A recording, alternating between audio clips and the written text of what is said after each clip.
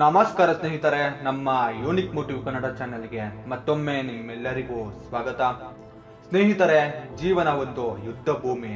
ಒಬ್ಬ ಯೋಧನಂತೆ ನಾವು ಪ್ರತಿದಿನ ಹೋರಾಡ್ತೇವೆ, ಕನಸುಗಳಿಗೆ, ಕುಟುಂಬಕ್ಕೆ, ಬದುಕಿಗೆ. ಆದರೆ ಈ ಯುದ್ಧದಲ್ಲಿ ಗೆಲ್ಲಲು ಧೈರ್ಯ, ಜ್ಞಾನ, ತಾಳ್ಮೆ ಬೇಕು. ಇವತ್ತು ನಾನು ನಿಮಗೆ ಶ್ರೀ ಕೃಷ್ಣ ಪರಮಾತ್ಮನ ಮಾತುಗಳಿಂದ ಜೀವನ ಪಾಠಗಳನ್ನು ಹೇಳುತ್ತೇನೆ. ಭಗವದ್ಗೀತೆಯಲ್ಲಿ ಕೃಷ್ಣನು ಅರ್ಜುನನಿಗೆ ಹೇಳಿದ ಮಾತು: ಸ್ವಧರ್ಮವನ್ನು ಮಾಡುವುದು ಧೈರ್ಯ, ಅದನ್ನು ಬಿಟ್ಟು ಓಡುವುದು ದುರ್ಬಲತೆ. ನಿಮಗೆ ಕೆಲಸ ಕಷ್ಟವಾದರೂ ಅದನ್ನು ನಿಲ್ಲಿಸಬೇಡಿ. ನಿಮಗೆ ಉದಾಹರಣೆ ಹೇಳಬೇಕಾದರೆ, ಮಿಲ್ಖಾ ಸಿಂಗ್ ಬಡತನದಲ್ಲಿಯೂ ಓಡುವುದನ್ನು ನಿಲ್ಲಿಸಲೇ ಇಲ್ಲ. ಕೊನೆಗೆ ದ ಫ್ಲೈಯಿಂಗ್ ಸಿಕ್ಸ್ ಎಂದು ಹೆಸರು ಪಡೆದರು. ಶ್ರೀ ಕೃಷ್ಣ ಹೇಳುವುದು ಏನೆಂದರೆ, ಮನಸ್ಸನ್ನು ನಿಯಂತ್ರಿಸು. ಮನಸ್ಸೇ ಮನುಷ್ಯನ ಶತ್ರು, ಮನಸ್ಸೇ ಮನುಷ್ಯನ ಸ್ನೇಹಿತ. ನಮ್ಮ ಭಯ, ಸಂಶಯ, ಆಲಸ್ಯ ಇವೆಲ್ಲ ನಮ್ಮ ಮನಸ್ಸಿನ ಆಟ. ಮತ್ತೊಮ್ಮೆ ನಿಮಗೆ ಉದಾಹರಣೆ ಹೇಳಬೇಕಾದರೆ, ಸುಧಾಮೂರ್ತಿ ಸಮಾಜದ ಟೀಕೆ, ನಿರಾಕರಣೆಗಳನ್ನು ಮನಸ್ಸಿನಿಂದ ನಿಯಂತ್ರಿಸಿ ಇಂದು ಕೋಟ್ಯಾಂತರ ಜನರಿಗೆ ಇನ್ಸ್ಪಿರೇಷನ್ ಆಗಿದ್ದಾರೆ. ಮತ್ತೆ ಫಲದಾಸೆ ಬೇಡ, ಶ್ರಮಕ್ಕೆ ಒತ್ತು ಕೊಡು. ಕರ್ಮ ಮಾಡುವ ಹಕ್ಕು ನಿನಗಿದೆ, ಫಲದ ಮೇಲೆ ಹಕ್ಕು ಇಲ್ಲ. ನೀವು ಮಾಡಬೇಕಾದ ಕೆಲಸ ಕಾನ್ಸಂಟ್ರೇಟ್ ಮಾಡಿ. ಉದಾಹರಣೆ, ಎಲಾನ್ ಮಸ್ಕ್ ಅನೇಕ ವೈಫಲ್ಯಗಳ ನಡುವೆ ಸ್ಪೇಸ್ ಪ್ರಾಜೆಕ್ಟ್ ಮುಂದುವರಿಸಿದರು. ಇಂದು ವಿಶ್ವದಲ್ಲಿ ದೊಡ್ಡ ಸಾಧಕರಾಗಿದ್ದಾರೆ. ಸಂಕಷ್ಟವೇ ಜೀವನದ ಪಾಠ. ದುಃಖ ಸುಖ ಎರಡೂ ತಾತ್ಕಾಲಿಕ. ನೋವು ಬಂದರೂ ತಾಳ್ಮೆಯಿಂದ ಇರಿ, ಆನಂದ ಬಂದರೂ ಅಹಂಕಾರ ಮಾಡಬೇಡಿ.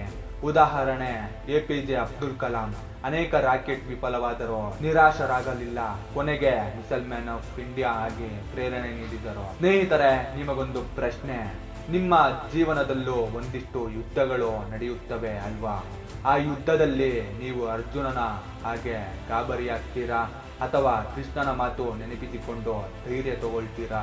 ಕಮೆಂಟ್ ಬಾಕ್ಸ್ ಅಲ್ಲಿ ತಿಳಿಸಿ ಮರಿಬೇಡಿ. ಶ್ರೀಕೃಷ್ಣ ಹೇಳುವುದು ಏನೆಂದರೆ, ಯಾವನು ನಿರಂತರವಾಗಿ ನನ್ನನ್ನು ನೆನಪಿಸುತ್ತಾನೋ ನಾನು ಅವನೆಂದಿಗೂ ಬಿಟ್ಟು ಕೊಡುವುದಿಲ್ಲ ಎಂದು. ನಂಬಿಕೆ, ಧೈರ್ಯ, ಶ್ರಮ ಇವು ಇದ್ದರೆ ಭಗವಂತ ಸಹಾಯ ಮಾಡ್ತಾನೆ.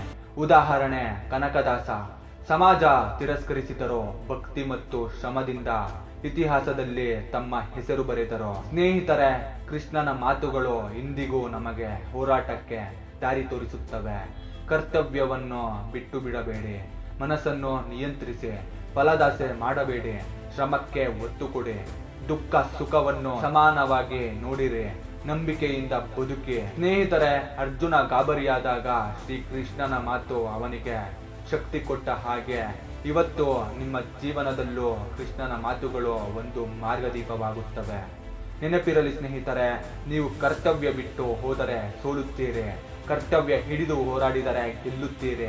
ಈ ವಿಡಿಯೋ ನಿಮಗೆ ಶಕ್ತಿ ನೀಡಿದ್ರೆ ದಯವಿಟ್ಟು ಲೈಕ್ ಮಾಡಿ, ಸಬ್ಸ್ಕ್ರೈಬ್ ಮಾಡಿಲ್ಲ ಅಂದರೆ ಸಬ್ಸ್ಕ್ರೈಬ್ ಮಾಡಿ, ಶೇರ್ ಮಾಡಿ. ನಿಮ್ಮ ಒಂದು ಬೆಂಬಲ ಇನ್ನೊಬ್ಬರಿಗೆ ಕೃಷ್ಣನ ಮಾತು ತಲುಪುವ ದಾರಿಯಾಗುತ್ತದೆ. ಮತ್ತು ಮುಂದೆ ಯಾವ ವಿಷಯದ ಮೇಲೆ ಮೋಟಿವೇಶನ್ ಬೇಕೆಂದು ಸಹ ಕಮೆಂಟ್ ಮಾಡೋದು ಮರಿಬೇಡಿ. ಮತ್ತೆ ಸಿಗೋಣ. ಧನ್ಯವಾದ. ಜೈ ಹಿಂದ್, ಜೈ ಕರ್ನಾಟಕ ಮಾತೆ.